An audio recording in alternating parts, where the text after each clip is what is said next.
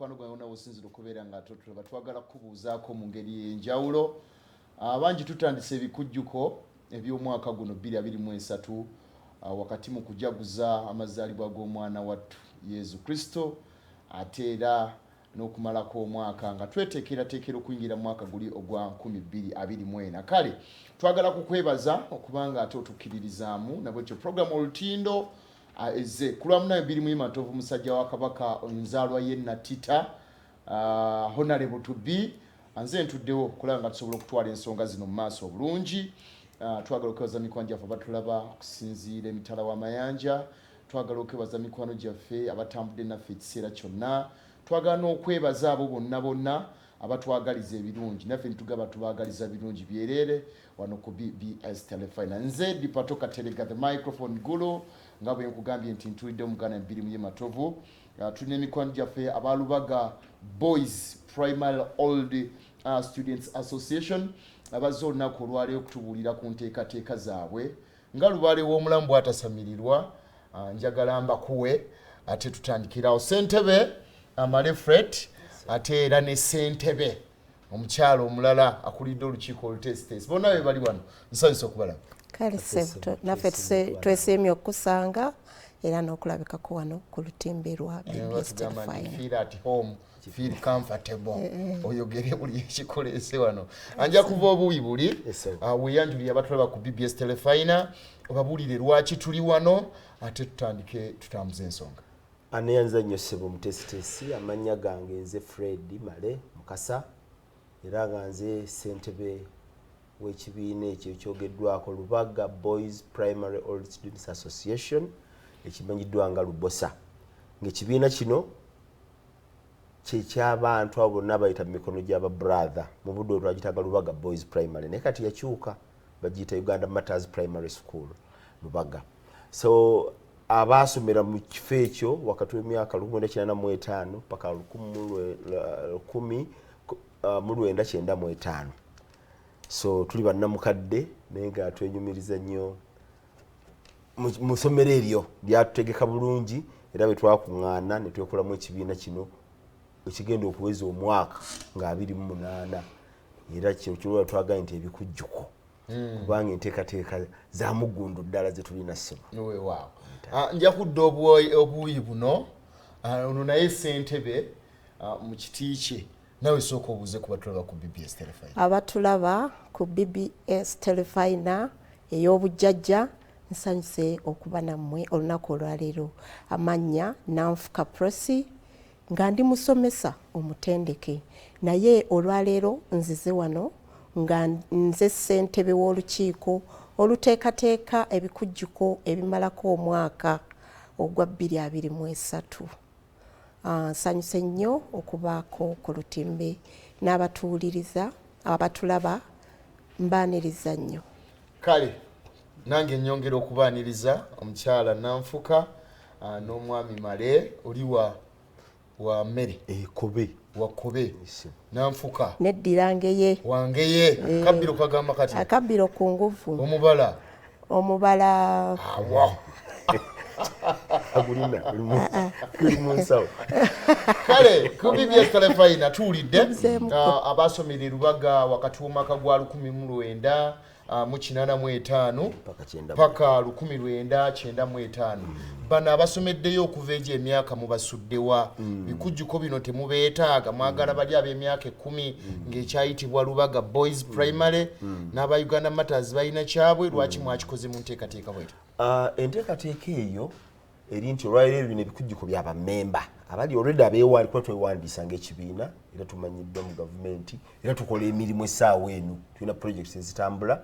naye nga bwetwetwogera ne patroni waffe mutumiddeko nnyo ye headmaster aliyo kati brother Senfuma. Brother Senfuma twayongera okutegeeza abantu nti tiimu eno lwaki twagiteeka bwe tutyo mu primary school aba emyaka egyo gyali gyemanyi abasomera 95 paka 95 at least tulina history almost yemu naye kati abali essaawa eno ne bwempitawo Lubaga bayinza okukola ki tebamanyi naye ffe olw'okwemanya okwo mu mwaka gumu twasobola okuweza bamemba 15 kubanga buli negundi naye nga enteekateeka tulina ne patroni waffe brother tugenda kusinziira okwo okuzimba alumni body eya Uganda Matters eyawamu era sifefeka waliyo ababiri mukaaga waliyo ababiri paka gabagenze bekola mu group nga ndoza bona bekola mu cohort sezo tuzigatta mu tukola ekibiina ekyamaanyi ennyo ng'ate kya muzinzi kinayamba essomero lyaffe naffe okweyamba kitegerekeka so kitegeeza nti tulina ebibiina bingi tusobola okugamba nti 1996 paka 2022 abo ne babanga nabo balina pooti yaabwe then we batyo ne tumala ne tukola pooti eyawa omutesitesi omukulu wangisewo enteekateeka ziri zitya tugenda kubeerawa biki ebigenda okubeerayo tusuubire ki tugenda kujja kulya buli nakuzina amazina oba waliwo ebigenda okugenda maaso ku lunaku olwo olwa 28 enteekateeka ziri mu jjiya era kati ziri mu climax nti nga 28 olunaku lwonna twaluwaddeyo tukuŋŋaane twongere okumanyagana twongere okusanyukira awamu ate n'okwanjula bye tukoze nga abalubosa kubanga tetwekuŋŋaanya bwekuŋŋaanya nti tubeere wamu naye tulinako enteekateeka ze tubadde tutambuza omwaka guno okuva akakiiko akakulembera ekibiina kyaffe we kalondebwa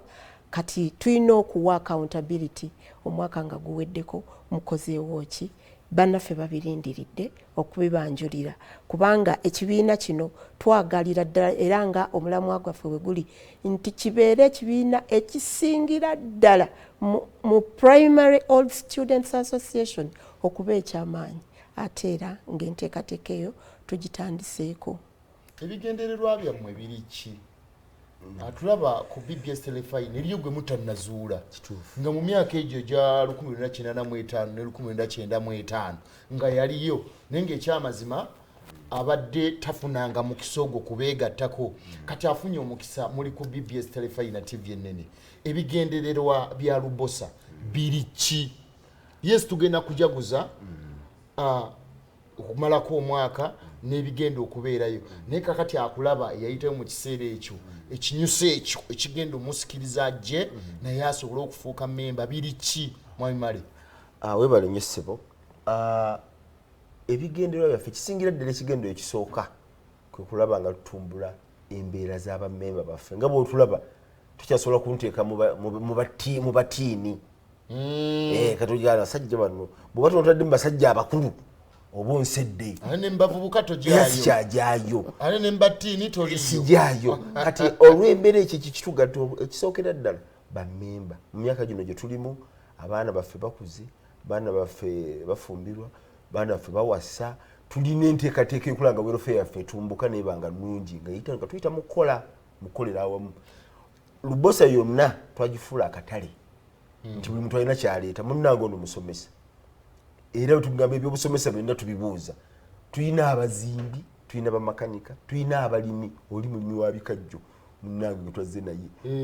ebikajjo, tulina abasawo, tulina abantu abagwa mu biti ebyaki ebyenjawulo. Kati mu budde buno bwakwenyereza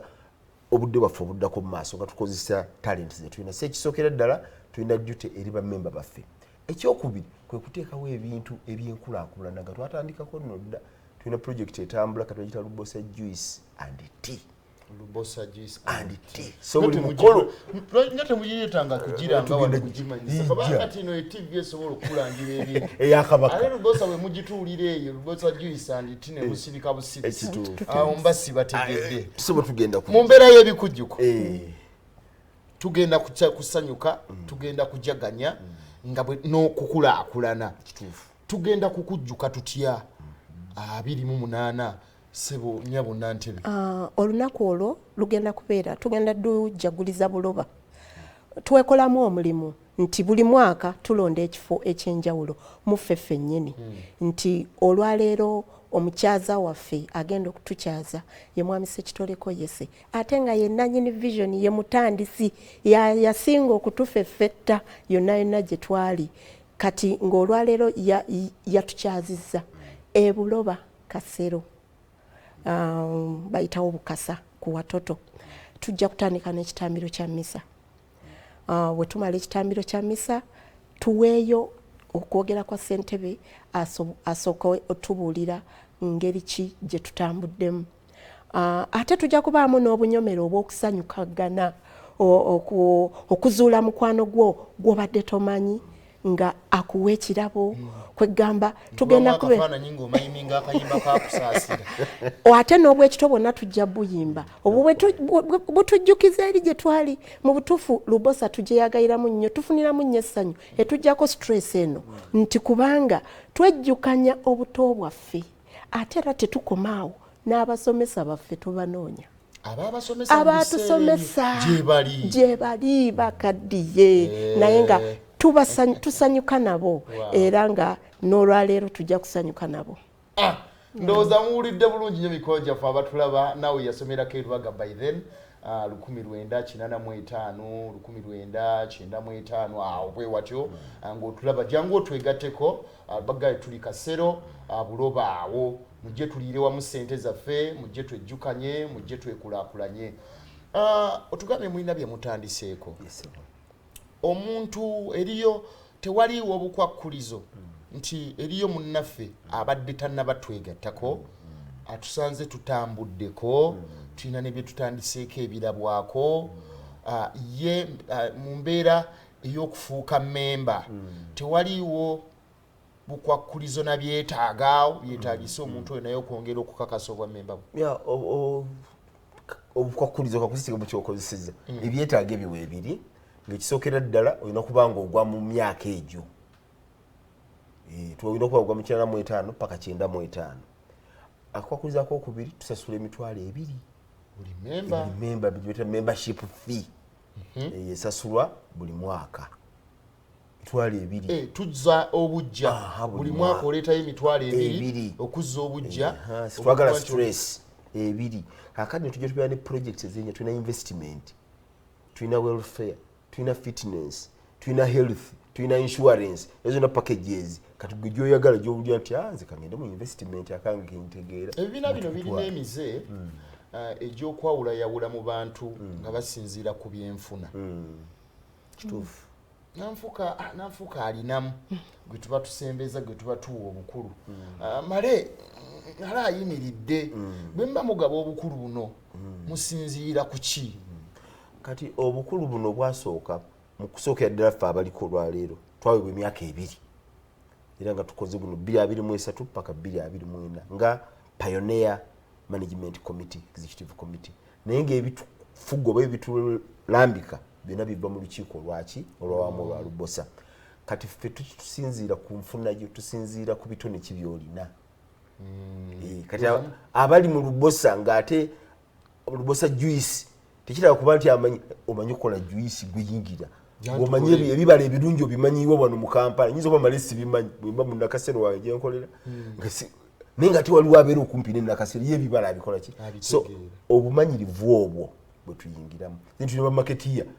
kati awo komiti wezitambule tetulonda busobozi tetulonda sente zetwagala tujja zifuna ku BBS telefina eyaffe kwe tuli programu olutindo ndi ne banna Lubaga Boys Primary Old Association Lubosa abakunnyonnyodde bambi bagenda kujaguza abakulu bagambye nti omwaka kati mulamba nga bakulembera baba ekisanja kya myaka 2 mujje balina ne bakozeewo nti oyinza okubeera neeyo nga bambi emirimu gikusumbuwa tuyinza okuba twetaaga secretary nga toli mulungi nnyo mu kuwandiika n'okukuuma ebiwandiiko mwe tuyinza okwesanga nga tukuwadde omulimo ate mu kampani yaffe ya Lubosa Juice and Tea twagala kumaliriza abakama bangi banaatera okunkubira akade bubaka ki obusembayo muyite n'abantu abo mu mpita ey'enjawulo nkisangu bawadde TV ya Ssaabasajja obubaka obusembayo nga tumaliriza programu yaffe eno okusookera ddala twebaza bakatukyaza mwebala okutukyazaako ku lutimbe luno gaggadde nti oluusi tubadde tubeera eyo nga twesunga era nga tusaalirwa betulaba ku TV naye tweyanza nnyo akakisa kano akatuweereddwa mu mwaka gwaffe guno ogusooka mbutuufu kintu kya ttendo nnyo n'olwekyo nkubiriza bannange mwenna bammembazi baffe mwenna abakyasigaddeyo eyo nga tonnaba kutereeza enteekateeka nga tonnaba kugiyingiramu bulungi nkubuulira nti ennaku zisigaddeyo mbale bubazi ebikujjuko tebikuleka fenna emmotoka zisimbe nga zigenda Buloba ewa Mwami Ssekitoleko yese omuntu katono nnyo era nga nkyali ne mukyala nanfuka omuntu omugambye buloba kasere wa mwami Yese Yese wa maanyi nnyo nti olunaabuuza mwami Yese ng'atuuse oba mulina enteekateeka gye musimbye ebitooke timusange wali ebitooke kyamogoba ebitooke ate mujja kuba bize mwebate tetujja kuba ntuuse wano nkoze ntya tuwe endagiriro entuufu nti kyuka wano kyama bwoti tugenda kubateerawo endagiriro bweti omuntu ava eno ng'akitegedde bulungi. Kakati kubanga ekitundu kyennyini nange nkimanyiko ddala nti okwata Mityana Road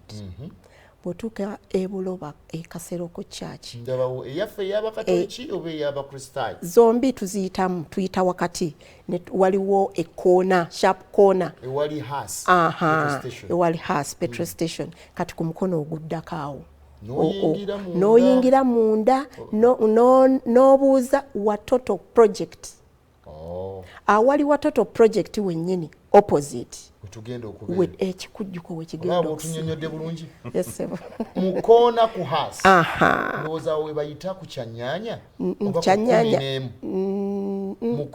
mukoona bayitawo mukoona bayita mukoona